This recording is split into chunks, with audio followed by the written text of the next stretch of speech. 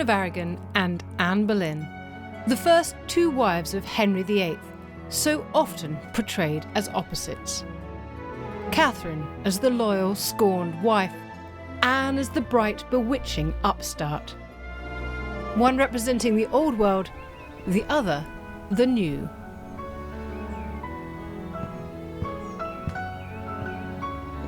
But I want to explore what Katherine and Anne were really like. Their personalities and actions were at the heart of the central upheaval of Henry VIII's reign. They shaped this story and played as important a role as any of the men.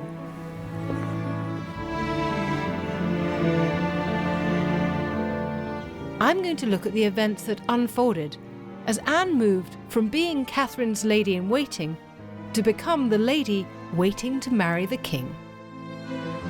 And although Katherine and Anne's rivalry changed history, I want to ask a surprising question. Did these women have more in common than separated them?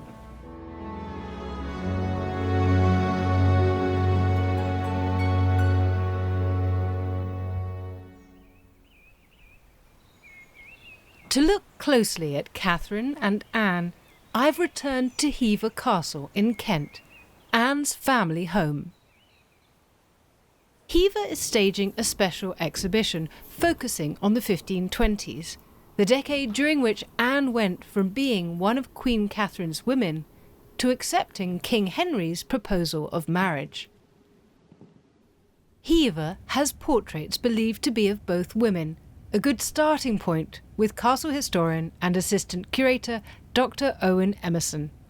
Owen, when Anne came back to the English court in 1522, what sort of court was she entering? So the court is a very fluid thing, actually. It moves from space to space. So we have the palaces of Richmond, Greenwich, and Westminster, and the court will be continually on the move. And Anne enters into what is quite a sophisticated court as Catherine's maid of honour. What did that mean for her days in practice? On a day-to-day basis, they are essentially Catherine's companions. They are praying with her, reading to her, and also carrying messages and being a front-facing sort of representation of the Queen's household. This was an incredibly colourful and sumptuous environment that Anne was going into. You can just get a flavour of that from the clothes that Katherine is wearing here.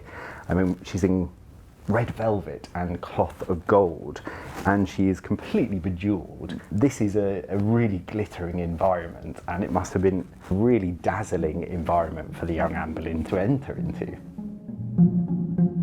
Of course, there was much that separated Anne and Katherine. Queen Katherine was 16 years older, from another generation. She was a Spanish royal princess, an infanta of the Trastamara dynasty. Anne grew up at Hever Castle in Kent. She was the daughter of Thomas Boleyn, a successful diplomat and courtier, but not even an aristocrat. She had gained experience in the French court. Hever was a beautiful home for the Boleyns, a medieval castle converted into a comfortable manor house. But it was far from the opulent grandeur that Katherine knew. Among the palaces in which she spent her youth was the magnificent Alhambra in Granada. Inside, it is a place of intricate carvings, decorated walls, and honeycombed ceilings unlike anywhere else in the world.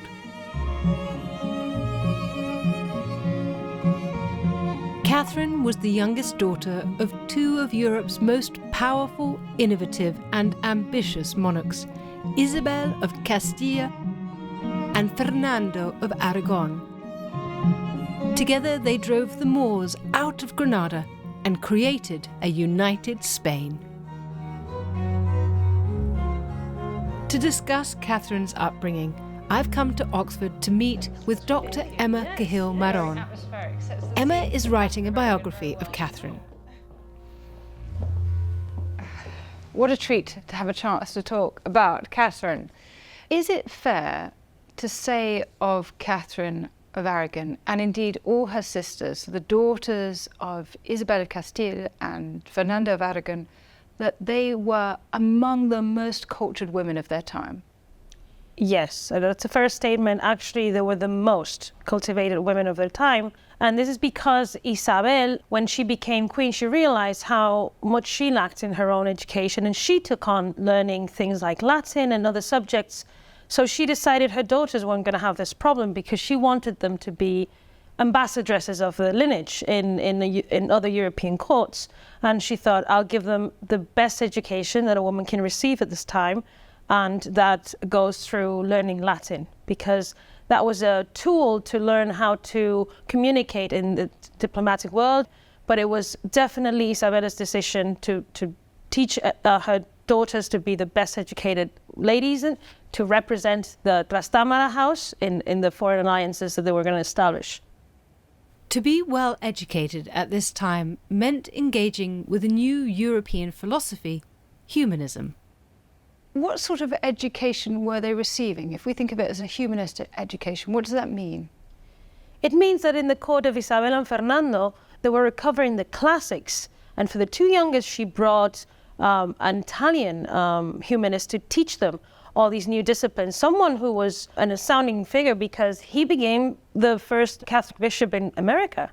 So this is an outstanding figure teaching Catherine every day since the age of 7, alongside her sister Maria. They both studied together. This was a court that was interested in humanism, the study of ancient texts with the moral goal of training one to make wise decisions.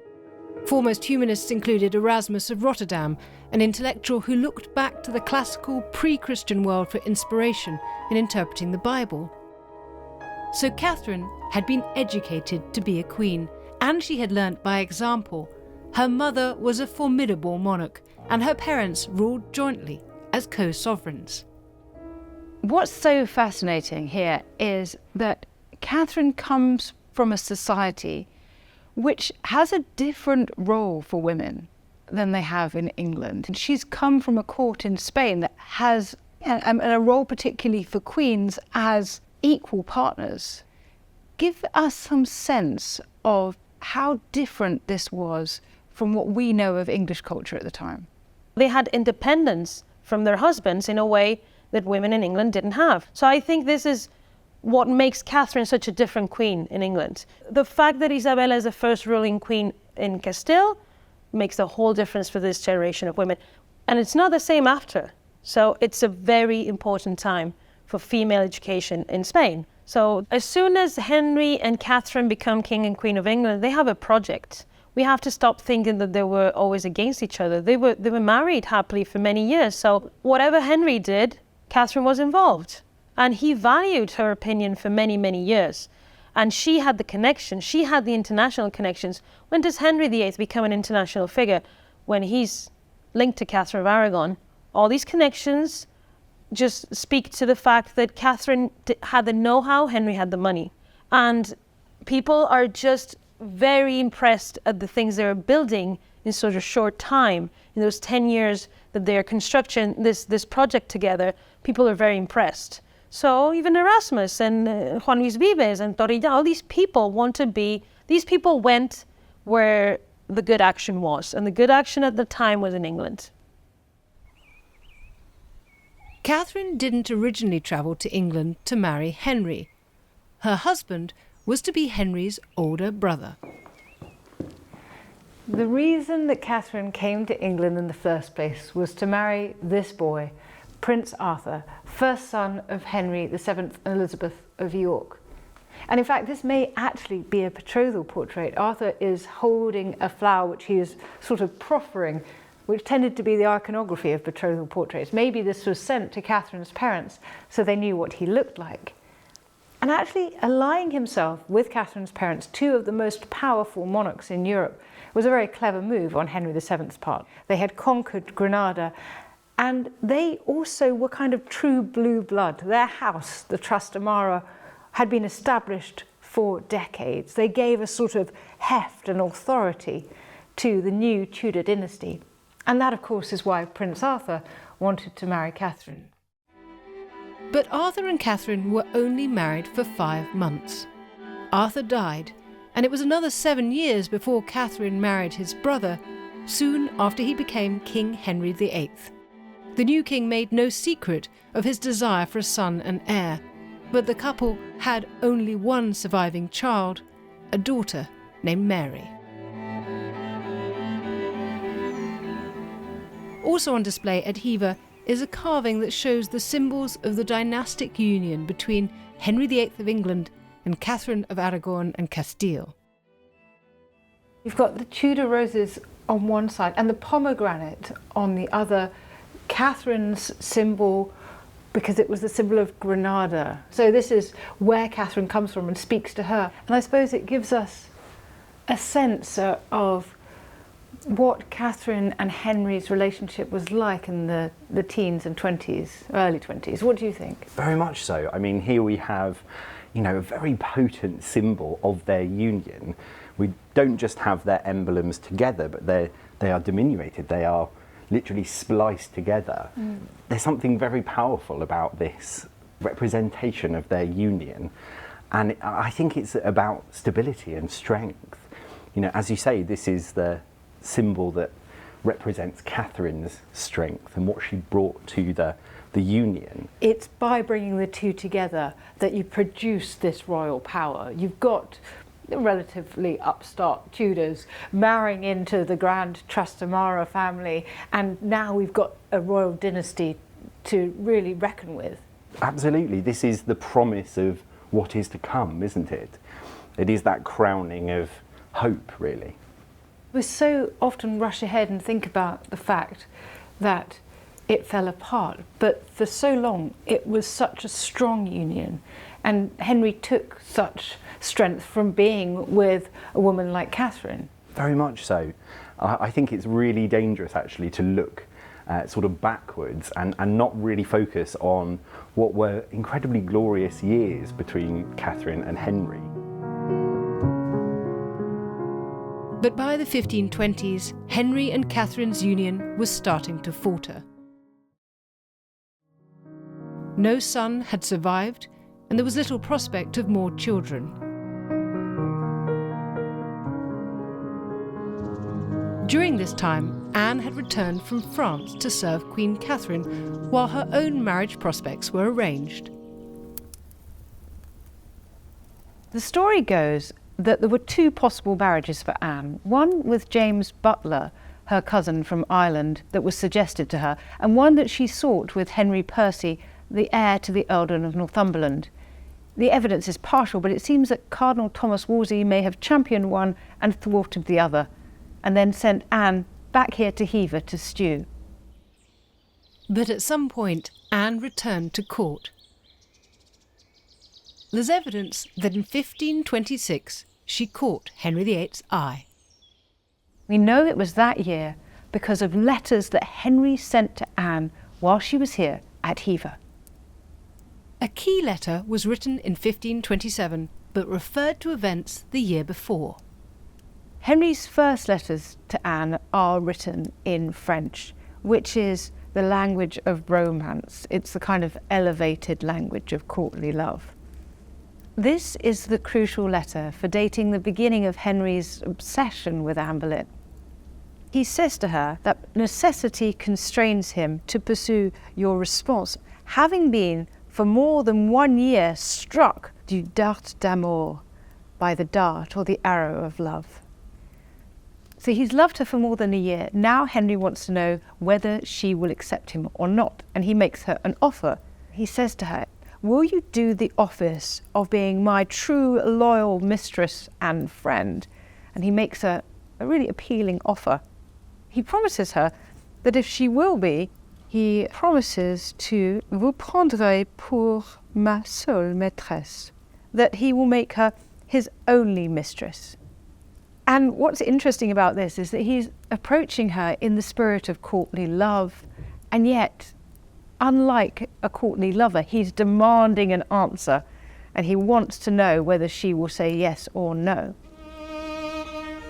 Henry goes on to say that he begs Anne to give herself body and heart to him. It appears that Anne agreed to marry Henry, in early 1527, provided he could annul his existing marriage to Catherine. In the meantime, the couple remained relatively chaste, but their affection was mutual. The next letter reveals she sent him a carefully considered gift. This letter is very interesting because it tells us something about what Anne is doing in all this. Henry thanks Anne for the New Year's gift she has given him, the Lantraine, si belle, so beautiful that nothing could be like it. He thanks her for le beau diamant, the beautiful diamond, and the Nevers, the ship in which a damoiselle is tossed about. But principally, he says, for the beautiful, the belle interpretation, the interpretation and the humble submission that she has made from her kindness. Now, this is so interesting because we don't have Anne's letters to Henry, and so we often get a sense that she's the passive recipient and not active at all. But here we have, she is sending him a diamond.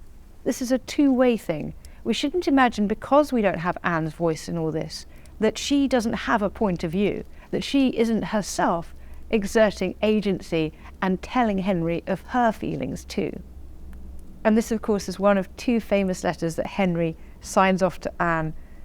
H and R for Henricus Rex, Henry the King, with AB, her initials, in a love heart.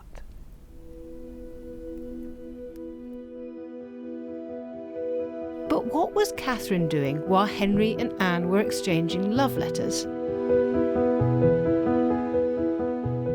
The evidence suggests that she was fighting hard to save her marriage.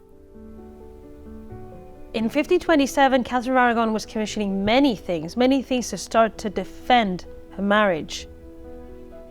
She had already commissioned a book on marriage to Erasmus of Rotterdam that predates 1527, so she already knew what was coming. But also, let's think about this. This is a year that we have miniature portraits of Henry and Catherine with inscriptions that say that Henry was in his 35th year of life. So we're right at that time.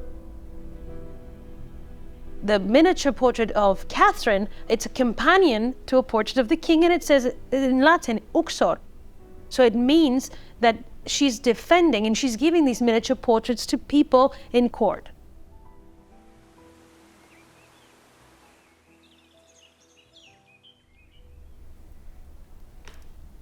There's a terrible irony to the pictures that Catherine commissions. And we can tell this from a letter that Henry sent to Anne. It's written in French, and he says, Je vous envoie, c'est-à-dire ma picture, mis en bracelet. A little bit of English mixed in there. I'm sending to you, this is to say, my picture put in a bracelet.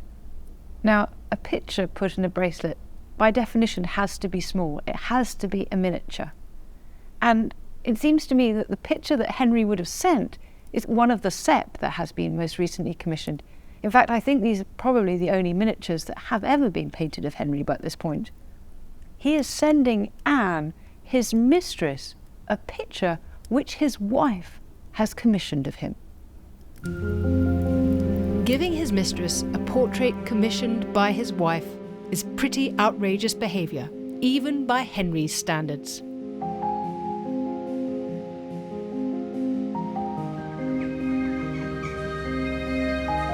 It's too easy to see Catherine and Anne always in opposition at this time, competing for Henry and representing different sides of the religious division of the period. Catherine looking to Rome and Anne to new ideas. But they also had a lot in common. This is exemplified by two near-identical prayer books, one owned by Catherine, the other by Anne. They're the focus of an interesting research project by Hever Castle assistant curator Kate McCaffrey. So, Kate, this is the book of hours that you know belonged to Anne Boleyn. How do we know it's Anne's? Well, we know that this book of hours was once owned by Anne thanks to this beautiful inscription that we have at the bottom of this page here, which reads, "Remember me when you do pray, that hope doth lead from day to day." And you can see a careless binder has later cut her signature slightly at the bottom. I guess they didn't know they were doing that when they chopped into it. Exactly. I mean, that is amazing, isn't it? This little line of poetry, her signature. It's probably the closest you can feel to her when you're looking at her writing in her book. So tell me about Books of Hours generally. What were they for? So Books of Hours were Catholic prayer books. They were based on the scripture. They were predominantly written in Latin, although they did include vernacular prayers and psalms as well. And they were called Books of Hours because of the hours of the day that you were supposed to say the prayers at. So there were 8 specific canonical hours based on monks and monastery life and their religious day-to-day. And this is a Book of Hours, and Anne would have owned several of them and used them as well. And it looks beautiful. It looks like a manuscript, but this is actually a printed book, isn't it? This is a printing, yes. It was printed in Paris by a prolific printer, Suzannah Lipscomb, and it's been hand decorated, which is why it looks more like a manuscript. So we see this trend a lot in printed culture in the early 16th century. It's the idea that you could have a cheaper printing, but you could elevate it to look like a manuscript, so to kind of emulate that manuscript culture through hand decoration. So you can see there is gold as well, which still has some nice pigment. So the initials have been added by hand, the borders and the images themselves as well. Kate, how did this book survive? Well, we know that this book survived through a network of Kentish women who were local to here at Hever Castle. And we know this because I found 4 further inscriptions within this book. And I can show you one of those now for what it looks like to the naked eye here at the bottom of the page. And this one is signed by a Mary West, who was an extended member of the Guildford family from Cranbrook in Kent. And so that is sort of amazingly rubbed out now, but you so cleverly discovered that you can see it under ultraviolet light. Yes, ultraviolet light is an absolutely useful tool for reading inscriptions like this that have been erased, so it was very helpful. I think it's a real story of loyalty, personal loyalty to Anne, why these women kept her book safe in the years after her destruction. Is that the Guildford family related to Sir Henry Guildford? Yes, indeed. Yes, it's the same family. How interesting, because he was a great supporter of Katherine of Aragon. He was. And interestingly, members of the Gage family also owned this book and have written in it, and they were also more supporters of Katherine of Aragon than of Anne Boleyn. But I think it could be a case of the women in the family putting aside political or religious affinity and instead having some kind of personal connection to Anne, because it really is the women in the family who kept this book rather than the men. Yes, and that is a testament to Anne's character, that she was the sort of charismatic person who inspired that loyalty. Definitely, and I think a testament as well to her friendships. We don't often look much at Anne's female friendships, but obviously she had female supporters like those who kept this book safe. Yes.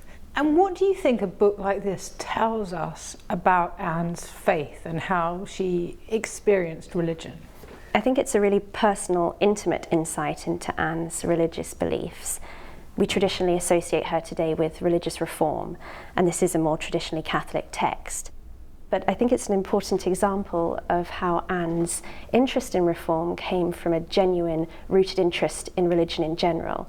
And to be engaged with reform, you had to be engaged with the traditional religion first to know what you wanted to change.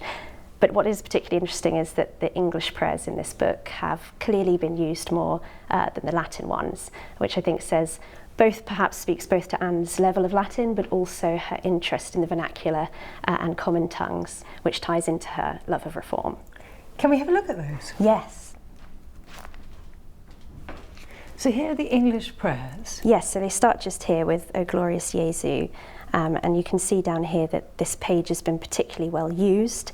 There's markings and creasings, which could be representative of people thumbing the page as they read. It was a very interactive process prayer. So it's hard to pinpoint exactly which are Anne's marks and which were other owners, apart from her signature, of course. Now, the really interesting thing is that you don't just have one of these here in this exhibition, you have an almost identical book that was owned by Katherine. We do indeed, it's a very special item. Can we compare? Yes, let's. So this is the same book. This is the exact same copy of the same printing by Suzannah Lipscomb in Paris. And this is the same page that I've opened Anne's on to Catherine's. First of all, let's just think for a second how extraordinary a thing it is that Anne and Catherine had the same book.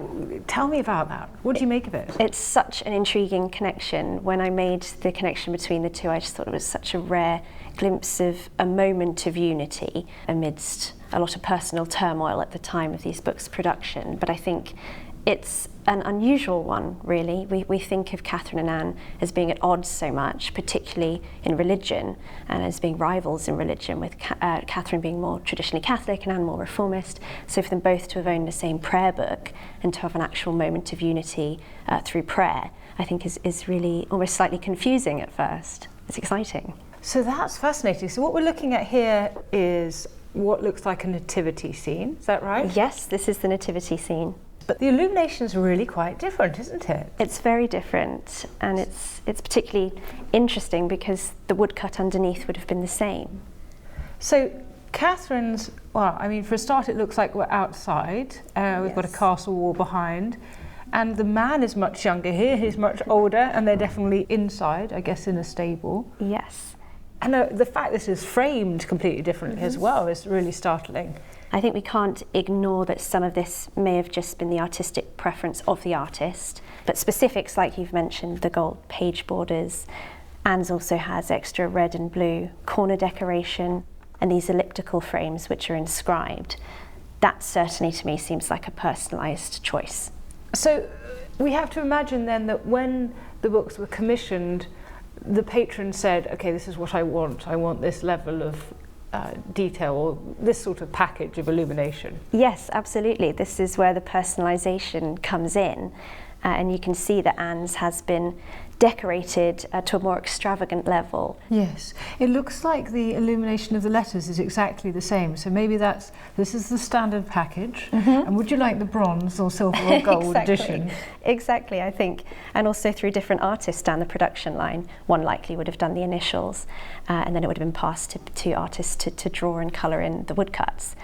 So there's Anne's definitely, it was from a higher bonus package, I would say.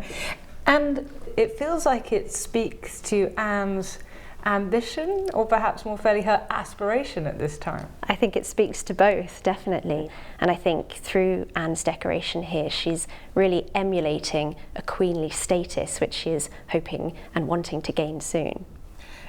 Can we talk about what this tells us about Catherine's faith? Because in this one you were looking at the English prayers and the fact that we can see use there. Is there anything like that in Catherine's book? Yes, so in Catherine's book she actually had Latin prayers added at the beginning of the book on the fly leaves. They're manuscripts, they've been written by hand, not printed, and they have been very well used. The text itself has been rubbed away through a devotional process of prayer. So it's a kind of physical prayer that you would trace your finger over what you were reading, perhaps? Exactly, it wasn't just spoken, it was also felt. And that was in the book from the very beginning? Yes, it looks like they were added at production, so it's a real customisation. And we know that those would have been there when Catherine owned it, if they were there from the very beginning? Yes, exactly, so it's a really intriguing addition. How do we know that this book was Catherine's, by the way? So we know that this book was Catherine's because of an inscription at the back, not by Catherine, sadly, like Anne's is signed by her. It's by a later owner of the book, and it states that this book was once good Queen Catherine's. And it also states some later provenance that shows that this book was, in a similar arc to Anne's, kept safe by people close to Catherine. So that's fascinating. This book has survived in exactly the way this one has, because people who had served each woman had decided to keep it close. Absolutely, it's another story of personal loyalty. And we should comment on what an extraordinary thing it is that we have these two books within centimetres of each other, because this book normally lives in New York in the Morgan Library, and you've brought it here for this exhibition precisely that we can see this moment of confluence between the two. Absolutely, it's been a project for several years now to get this book over, Catherine's book from New York. And we really do think that it's likely the first time in 500 years, maybe even since their production, that these books have been in the same room together. So it's a beautiful reuniting in a way. Do you think they would have ever been in the same room together when Catherine and Anne owned them? So it's very hard to say, but we do know that these kinds of books, if they were presented to the Queen and members of her household, of which Anne was one at this point, that the women would have read together. They would have read their prayer books, read their books of hours together as an appropriate leisure activity. But it's hard to say if they sat down just the two of them and read it. I suspect not. I suspect not, because of when these were produced. Yes, 1527 is when it all happened, really. By 1527, Anne has accepted the king's proposal. She knows that she's going to one day be the wife of the king and become queen, but Catherine is still the queen and the wife of the king. So it's a really interesting point where we have both women's stories set, their paths are set in very diverging directions. But Anne's star at this point is very much on the rise, which perhaps is reflected in the decoration of her book, and Catherine's is sadly slightly on the wane. But Catherine's going to go down fighting, because this is the year in which Henry's looking for an annulment. Exactly. She is not going to go down without a fight, which is absolutely characteristic of her. You know, they were both very brilliant, stubborn women, which is maybe a little bit of a type that Henry had. He went for the formidable. He did. The formidable and intelligent ones, definitely, with Catherine and Anne. Henry's hope was that he could annul his marriage to Catherine, as she'd been previously married to his brother Arthur, contrary, he said, to the teachings of the Bible. Catherine might have thought she had a reprieve when Anne was dispatched home because of a terrible disease that was sweeping the court. It was known as the sweating sickness. In June 1528, one of Anne's ladies got ill with the sweating sickness, this devastating disease that killed horribly and killed quickly. Henry was paranoid about illness and he scarpered, and Anne was sent to Hever, came here to quarantine. She and her father were both very ill, as was her brother-in-law, William Carey, and William Carey died of the disease. Anne and her father recovered, but during this time, she and Henry were separated, and it was during these months that he sent her desperate letters, absence making the heart grow fonder. This was probably her bedroom, and so we have to imagine it was here that she recovered from that terrible sickness. As Anne recovered, Henry's love letters continued to arrive at Hever, now rather bolder and written in English, saying things like, "What joy can be greater upon earth than to have the company of her who is dearest to me, knowing likewise that she does the same on her part, the thought of which gives me the greatest pleasure." Or, "Wishing myself in my sweetheart's arms, whose pretty duckies I trust shortly to kiss." Duckies is the Tudor slang for breasts. Henry and Anne had moved beyond courtly love into something more carnal. Anne would certainly have wanted to read those intimate letters away from any prying eyes. Owen thinks he's identified a possible location for this, just next to what was probably Anne's bedroom. Oh my word. This is very pink. It's quite something, isn't it? So we've got a very pink 1970s bathroom here that was installed for Lady Irene Astor. And I mean, everything, even the scales and the loo are pink and have fleur-de-lis on them. Nothing has been left untouched. Yet, this space, though it looks obviously radically different to how it looked in the 16th century, you think this space was an important space for Anne Boleyn? Absolutely. So we know that there is a window and a fireplace over here, and I believe this is the most likely location where Anne did her correspondence when she was here alone at Hever in the late 1520s. And it's interesting because it looks out over the drawbridge. So you get this sense that Anne would have been able to see anyone arriving at the castle, people bringing messages, letters from the king. That's exactly it. I mean, we know that George, her brother, is often acting as a message bearer. So I can imagine him riding in and Anne looking over to the front of the castle, seeing the horse riding in and retreating here to the most private part of the family apartments and reading those amazing letters. I mean, that's just given me a bit of a shiver, but which is strange because it looks so unhistorical as it currently stands, but that she would have read those by now quite fruity English letters that were being written by Henry. They'd moved into English, she said she's going to be his mistress, but they're separated. That happened here is quite something. It really is, and I have a feeling that she may have kept those letters here too. Gosh, rip it all out and see if there are any more behind the mirrors. It's very tempting. Wow. It's been absolutely fascinating thinking about these two women as they really were. Katherine and Anne. Brilliant, well-educated people, indomitable in battle, faithful in prayer, making their mark in Tudor England and beyond. Traditional narratives have for a long time pitted the two women against one another. I think it's easy to do that with the stereotypes of the wife and the mistress or the other woman. But we're really trying to widen that lens and look at what else united them, because they really did have a lot in common, a lot more than just a husband and a prayer book. I think they were both highly intelligent women, and I think they both, to a degree, enjoyed exercising power. So I think they had a lot in common.